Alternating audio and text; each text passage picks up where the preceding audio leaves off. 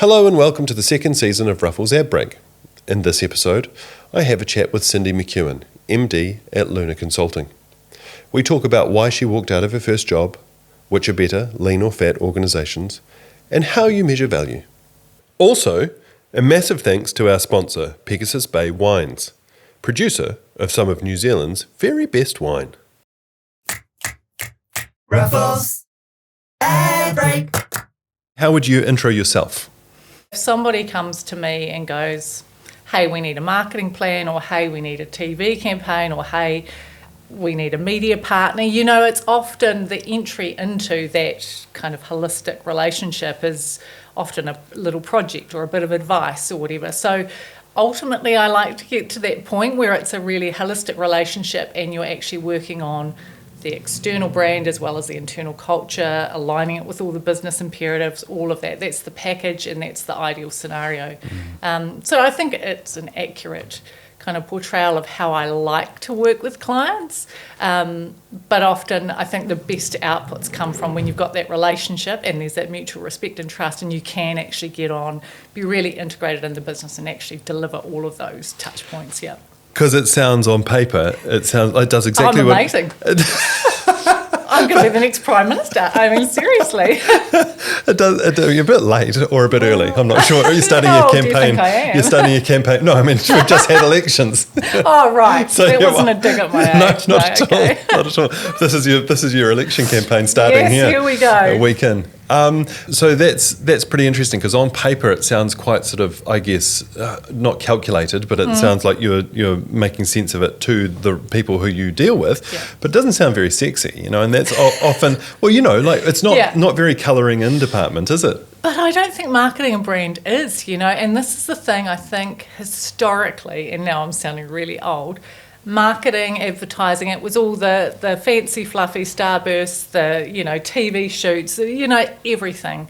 But actually, marketing and brand is a business discipline, right? And it's something that should be fully integrated into any business or organisation. So then it becomes less sexy because it has to have results, it has to actually deliver, and so...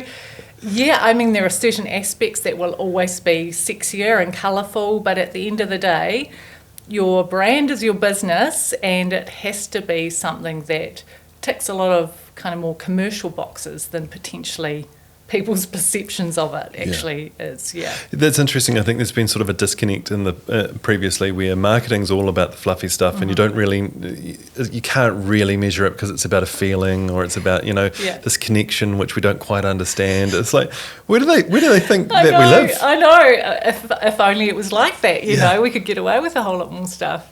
Yeah, I think now, and I mean, to me, it's a mix of the rational and the more kind of emotive, right? And it's a mix of things you can measure and actually things you can't. And I'm pretty transparent with clients about that. Yes, there are metrics, KPIs I can put around a lot of the things that I do, but actually a lot of it you can't measure, right? And what's the weather doing? Yeah, that's part of the magic, and that's part of, I think, the value you get from people like me who have been in the industry for a long time, and we can use our intuition a lot more, right? And our kind of understanding of those non-measured things. And that's why I like to balance out the external brand or advertising stuff, which is the sexier stuff, with the culture of the business, right? That often isn't kind of aligned with that external perception, but you really have to work on that, and that takes a lot of hard work and a lot of non-sexy things to do.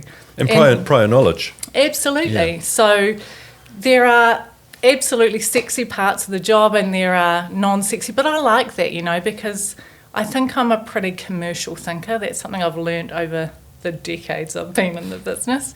So I like to make sure that I'm delivering value, and actually...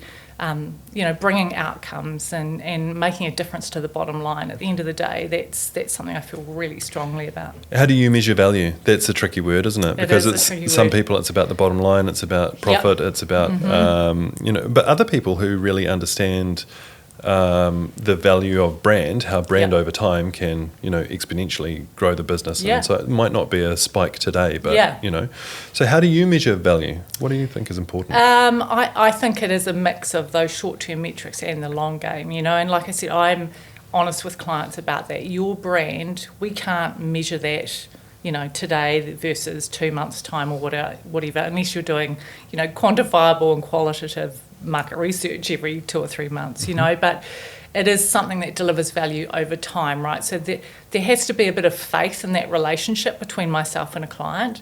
But then there absolutely are metrics, right? So there's, your website hits. And if you're doing display advertising or whatever, there are actual kind of metrics that go alongside that determine the value of the money that the clients are spending.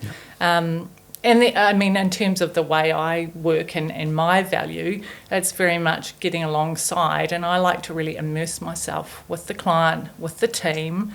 So often I sit in a client's office a lot of the time too, right? But I'm not on a salary, and so I like to think that my value is shown through my kind of relationships and my immersion in their business, as well as those external things that they can measure.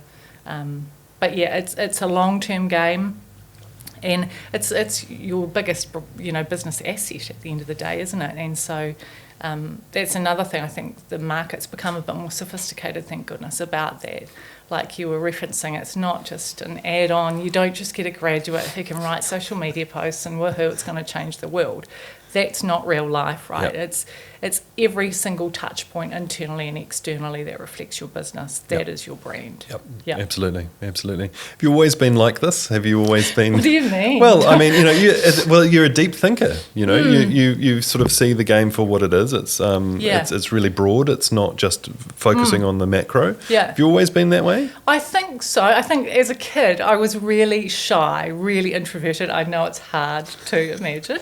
But I think I was an observer, right? And so I really observe how people behave, what they say, and the why. I'm quite a curious person that way, and I think that's informed my whole career path. I don't say a lot initially, but I just sit and I observe, and I like to do my research. I like to understand the target markets of my clients so that I can actually add value. So yeah, I think I've always been a deep thinker. I've always been curious about what makes you do, buy, say, whatever, and trying to break that down into those more kind of psychological drivers for certain behaviours and actions, which has held me in good stead, I guess, because that at the end of the day is you have to understand your brand, but how that's going to resonate with your target market and motivate them to do something that's going to pay the bills for you as a client. Yep. Yeah.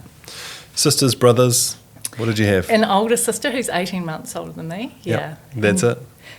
Did you always win on the psychological front? No, do you know what? I love my sister to bits, and she was such a high achiever. I think we come from a family, we're from an immigrant family, I guess. My parents... Tell us about it. My parents came over here from Holland, and they got married here, and they had my sister and I here. And so we had no extended family here. So it was just us, and I think we're a really tight-knit family because of that. We fight like cats and dogs. We're Dutch. But I think we're really tight. And my sister, because there was like a small age gap, we were very close too. And she used to get all the awards at high school and everything like that. And she was more extroverted. And I think I kind of felt like I lived in her shadow for a long time.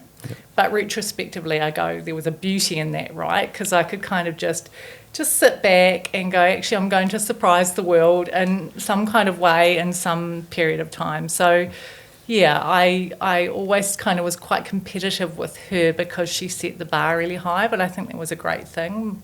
My parents always say I was really hard on myself, as a kid, like if it wasn't 100%, the world had ended. Yeah. I think I've softened a little bit now. But yeah, it's interesting how your environment, Absolutely. kind of shapes who you are and how you approach the world. Absolutely. I see that now, yeah. And probably, being around, I hate the word excellence, but achievement, or where achievement was sort of aspired to and celebrated probably. Yeah. Being around that, regardless of whether that was your... your parents probably loved you regardless. I don't know. I hope so. but just being in that environment means that, it's something that exists. You don't have to be the one doing that. Yeah. But also by sort of sitting back, it gave you maybe a broader perspective on the whole scenario rather than the doing of the specific action. Yeah. Which means that you're much better at managing people and projects and things as an outcome. I think it was, and I think the big thing I learnt from my parents was hard work, right? And often that delivers the excellence and the achievement, but sometimes it doesn't. But it's just that hard work ethic. You know, you roll your sleeves up, you get your hands dirty, and you just help out and get stuck in. I mean, my dad was a real estate agent during the day. He worked at the burger bar in the square at night just to make ends meet, you know. So I think that's another thing I always kind of bring to the table with my clients. You know, I work efficiently, but I work really, really hard, you know, and I'm fully invested in whatever we're trying to achieve. You know how to muck in. I think that's one of the qualities which it's you know, we have a young lady who works here with us, and she's fantastic, but she's the odd one out. She had the job at the supermarket. Right. You know, a lot of that generation haven't worked and That's right. and been bored. Yeah, you know, yeah, absolutely. Which is a massive thing. You Yeah. know, to not enjoy the work that you're doing is such a motivator to do something different. Absolutely, yeah. You know. We're speaking like two old people. We are. aren't we? Yeah. but I fully endorse what you're saying. It's true, though. Yeah, it's true. absolutely. I think it's true. Yeah. Whatever.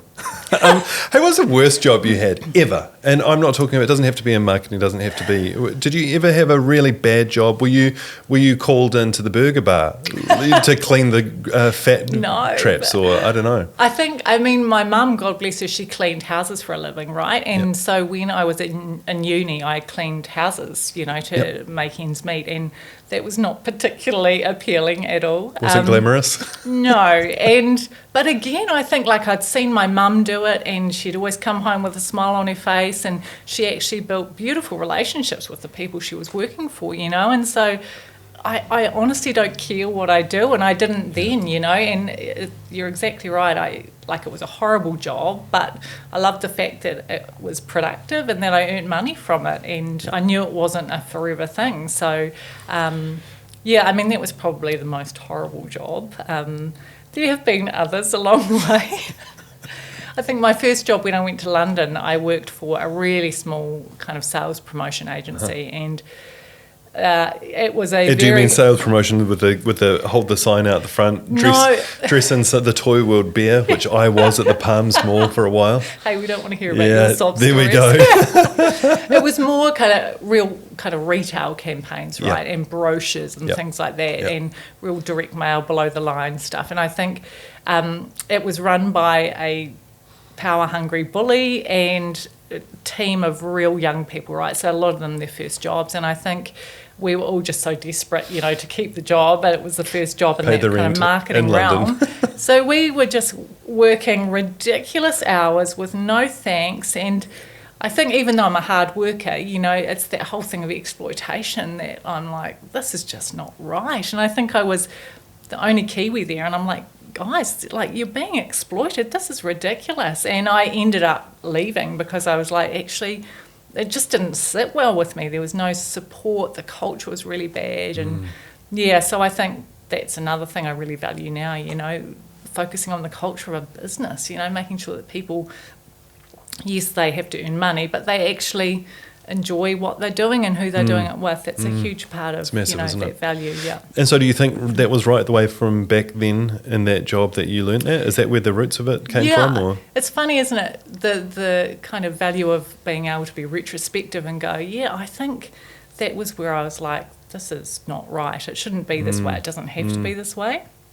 And I'm very principled, so I couldn't just sit there and smile and nod, you know, I actually had to walk out and go, no, I'm not doing this anymore, this isn't right. So. And London's a hard town to do that in. Because, and that was probably when it was, I mean, when I was in London the first time, I think was the pound was 3-1, you know. Same it was, when I was there, And you had to, you had to have an address before you could get your utility bill, before you could get your NHS, all this sort of bollocks, just such a nightmare to get through. And, you know, you're living off the skin of your teeth. And, you know, so just to have a job is, so to walk away from that is crazy, massive. right? Yeah, crazy. Well, it was funny because my husband and I went over. I was the one who got the job first.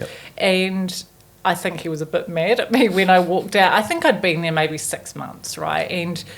But I was just so, no, that's just not happening. I'm not doing that. I've had enough. And it did take me a good couple of months to find a job, but then the job I went into was amazing, right? So, I'm not the type of person that, like I said, can smile and nod or just see things happening in a really negative or, unproductive way and just take it or leave it, So was that your first job in marketing? No, my first job in marketing was when I left Canterbury University and I got a job working, it was kind of marketing and admin for a real estate firm. Yep. So did their kind of windows. Was it for Dad? Dad did actually work there, yes, he did. So I think he helped me get my foot in the door there, but he wasn't a shareholder or anything like that. But even that, working with my dad, that was kind of tough. But again, I left uni with a first-class honours degree in journalism and couldn't find like a pure marketing job because there wasn't even an industry right back then. I'm really sounding old. So man, it's crazy. I totally get it. Yeah. So I think I just thought, I'll take the job. We knew we were probably going to go overseas. I'll just take the job, get some experience. And again, I learned, you have to start at the bottom. I was making cups of coffee. I was photocopying contracts. I was faxing things, and a lot of it I didn't enjoy, but I just knew it was part of the journey to an end goal, right? So was that always at the front of your mind that there's something outside of this, or what was it that you were aiming for? Yeah, I'm pretty ambitious, and particularly back then, and I really wanted a good career. That was really important to me. I didn't know exactly what. Originally, I thought I'd get into comms or PR, but I kind of just fell into more marketing, advertising roles in London when we went over there and just loved that, just ate it up. It was amazing. And so, I never knew exactly what the end goal would look like specifically, but I knew it would be in that whole marketing, comms, brand world. And I was just lucky enough to fall into some really great roles over in London that set that platform. Yeah.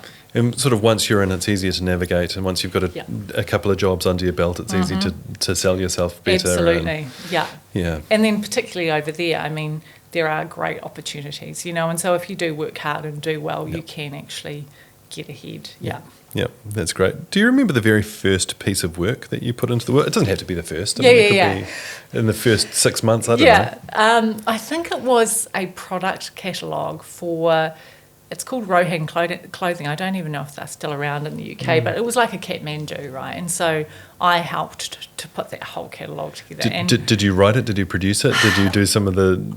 I did like the project coordination, so made sure we got like the slides and everything from the client, that the art worker had everything he needed, that I got the proofs through to the client signed off, that I liaised with the printer. It was so arduous. Like I think about it now and go, oh my gosh, But I think, again, it was just something new. It was a new environment for me. It was in a big city over the other side of the world. Do you remember how many copies you printed? Oh, gosh. I think it would be in the thousands, maybe 10,000. Like, it was a lot. It's a big deal. Yeah. And that's why the stress... Like even proofing stuff, I was like, oh my gosh, hope I've got this right. This is before Grammarly or... absolutely. Yeah. Like I'd be sitting there trawling through these paper proofs late at night. So, did you find though that did you have more time? Was there sort of more respect for the work back then, or? Yeah, I think there probably was, and I think. Yeah, I think because back then there weren't a lot of touch points with the client, right? Because the digital world didn't really exist. And so a catalogue was really your main window for your brand, if you didn't have retail stores. And so, I think we were really committed to making that the best it could possibly be. Yeah. Whereas now, I mean, you'd still want it to be quality, but you'd have, your social media and your website and Facebook marketing, all of that stuff happening. So, whereas... Then it was the catalogue, and then they had a few shops. That was it. I'd almost argue that quality control sort of sits under rapid response in some instances. Right. Yeah. And even if you look at someone like Ryan Reynolds, who's a multi-billionaire, Hollywood actor, gin ambassador, telco That's person. how you know him. Yeah, maybe. He has a production team where. And of course, I haven't researched this, so I just read it on TikTok. Very credible, a totally credible source.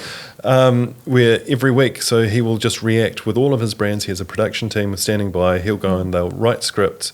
They'll go and record TV commercials, which never go to TV. They're only going to social. And they're totally up to the minute on whether the Kardashians have done something or Dua Lipa's released this new thing or whatever it is, right? Yeah. But they're very much in the minute, but they're just not polished like they used to be. Absolutely, But it works if you've got enough money to absolutely. put behind it. And there's some beauty in that authenticity as well, right? Because it's very human and, it's almost like you want a world where you have the best of everything, right? Yeah, And I think now a lot of it's just so throwaway and so disposable, and it's just content for the sake of content a lot of the time. That's right. And so, that kind of integrity of the message and stuff becomes a little bit kind of throwaway. Yeah, it does. Yeah, it's a different world. So what is it that you want to get out of the work that you do? I think it's a great relationship at the end of the day. I'm really lucky that even a lot of my clients from years ago when I used to work in ad agencies, they're still really good friends now. So I think that's the thing, even if you don't become best friends, to just have a really good, productive relationship that, you enjoy being around each other because you add value, you learn stuff, and you actually build something together.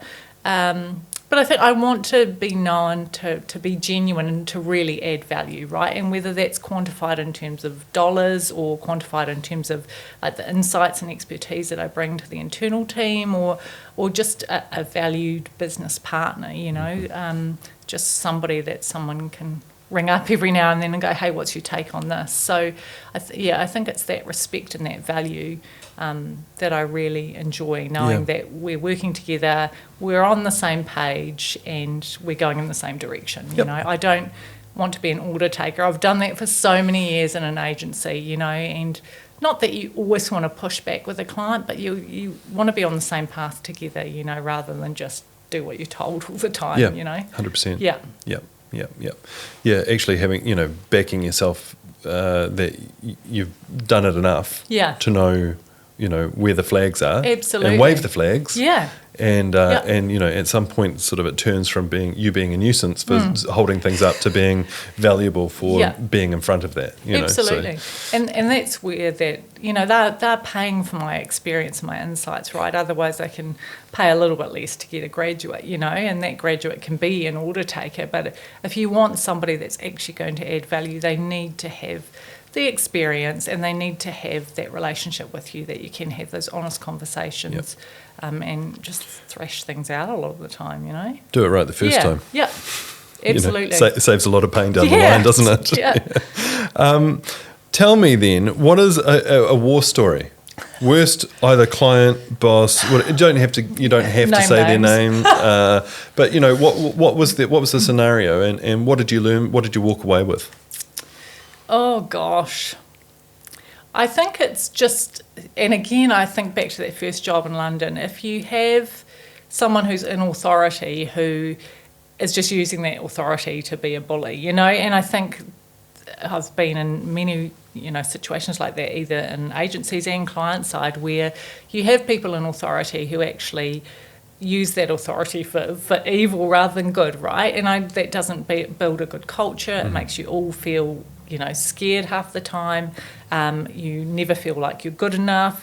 You can kind of relate it to a family, right? But I think the war stories for me are within an environment where you have leadership like that, and it's leadership as a title rather than something that's really lived and breathed in a really positive and collaborative way. So, I can't think of any one specific, but it's generally that vibe, I respect so many people in the world, and I have to respect the people I'm working with and for, and it's always been that way, hence me walking out the door when I didn't respect, and I think, you earn that over time, but I think it's very apparent very quickly what's driving a person and actually, the values that they have, What are the things you can't control? I'm thinking about timing, like global financial crisis, COVID, earthquakes, all that kind of stuff. Yeah. Recessions. I mean, they're not so bad the second or third time round, but there are moments of navigation that you probably, no matter how much strategy and planning you put into place, there are always these curveballs, and there seem to be more in the last sort of decade or 15 years in Christchurch anyway than there have been in a long time. So is there any such thing as good timing? Is it just get involved? How do you deal with it? Yeah, I tend to, I'm picky about who I work with, but I'm also pretty opportunistic, right? So, and I'm pretty pragmatic. So if things are quiet and I can help a client out, it might not be the ideal job, or it might be, below my pay scale or whatever, but I generally, because I think long term, I go, well, if I can help someone out now, who knows where that will lead longer term, right? And, being an owner operator, sole charge of my business, there are peaks and troughs. And I remember early on in my career, since having set up my consultancy, being totally freaked out when I didn't have a pipeline of work, But I've kind of learnt that that's part of life, as you're referring to. And the more stressed out I get, then the more that impacts on my relationships and everything. The work doesn't get better. It doesn't get better. In fact, it's probably the opposite. So I've learned to kind of relax a little bit, and I think as I get older, that's the beauty of that as well, that I go, there are peaks and troughs. I'll enjoy the troughs and just take more time out for myself and my family. I'll help people out where I can. I do a lot of work and don't charge for it sometimes. And then, when things are busy, I'll make the most of it. But yeah, I'll always try and work with people who, like I said, there's a potential to build a great relationship. The values are aligned, and I really feel like I can contribute in a really positive way. Yep. Yeah.